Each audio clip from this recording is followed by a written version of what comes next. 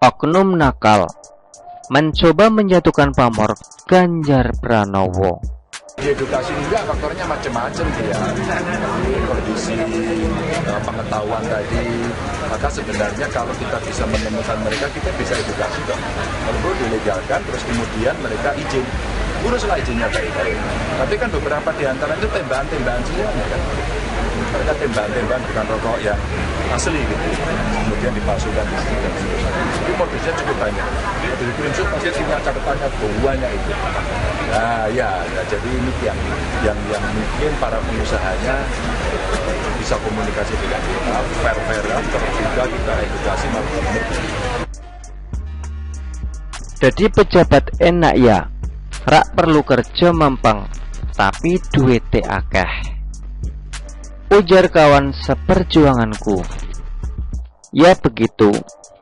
Kalau menilai sesuatu hanya dari rasa enaknya aja, dan tak mau menggali lebih jauh tentang beratnya tugas pejabat dalam mengemban amanah rakyatnya, belum lagi harus siap menerima keluhan dan kritikan rakyat. Wah, pasti mau metuh pejabat, karena harus meladani rakyatnya yang sambat telan gresulo. Tapi itulah tantangan jadi pemimpin.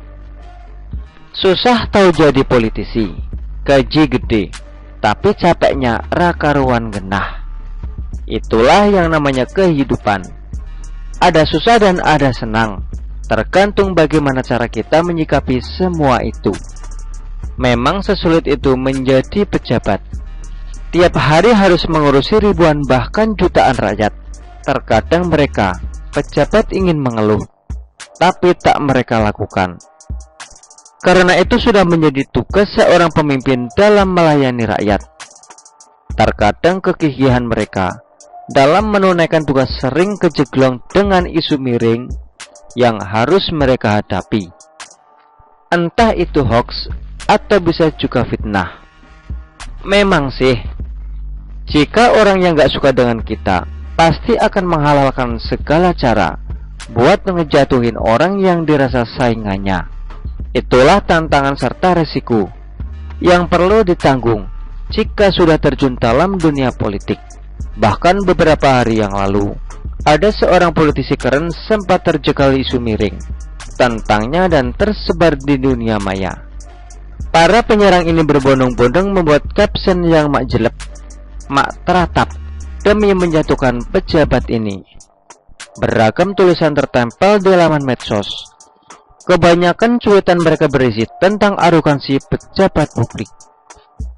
Tak segan, Ketua Lembaga Paras Generasi Muda Pembangunan Indonesia atau GMPI, Karen Pujarisma, mengecam tindakan gubernur ini yang dirasa tergolong pelecehan verbal.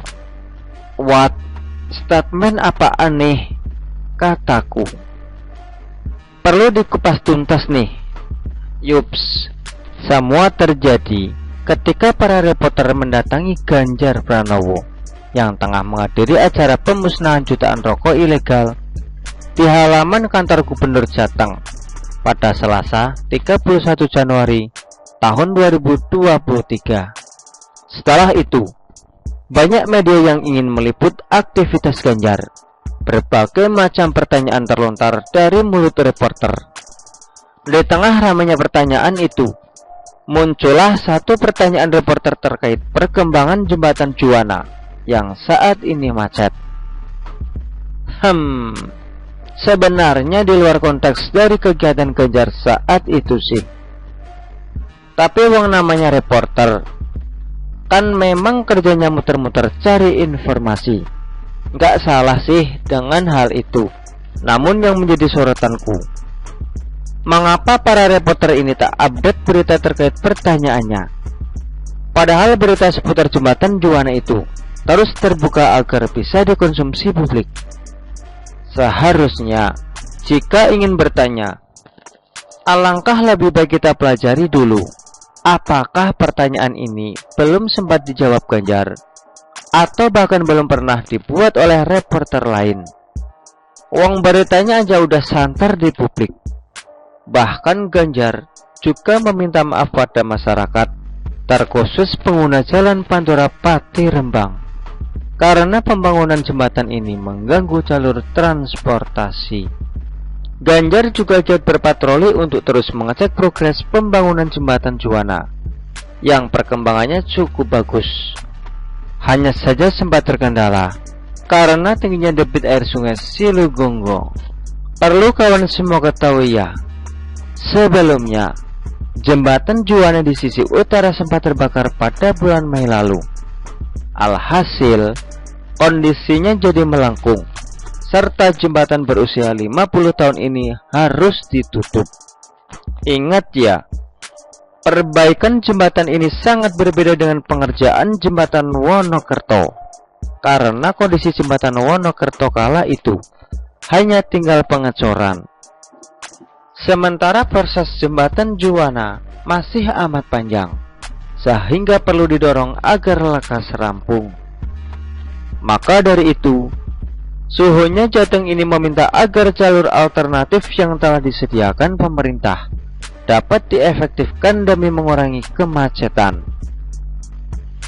Sampai sini harusnya mereka paham dong, karena sebagai seorang reporter harus memahami betul batasan-batasan dalam melontarkan pertanyaan.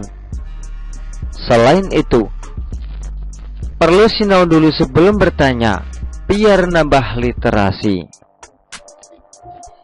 Karena kan masalah kemacetan di jembatan Juwana sempat dibahas Ganjar pada kunjungannya bulan Januari lalu. Coba saja reporter dari Lingkar TV ini up to date. Kan memang seharusnya tugas mereka mengupgrade pemberitaan terbaru. Oh, mungkin mereka atau reporter lupa. Tegasku, semisal reporter itu tahu update, semisal reporter itu tahu updatean terbaru tentang jembatan Juwana, gak bakalan deh Ganjar berucap presmu opo, mediamu opo, mediamu raceto. Karena jika beneran mereka reporter sungguhan dan bukan jelmaan, pasti sudah tahu betul jika progres jembatan Juwana selalu diincang setiap saat. Gak pernah luput dari pantauan Ganjar. Kalau gini, kan tetap yang disalahin pejabatnya.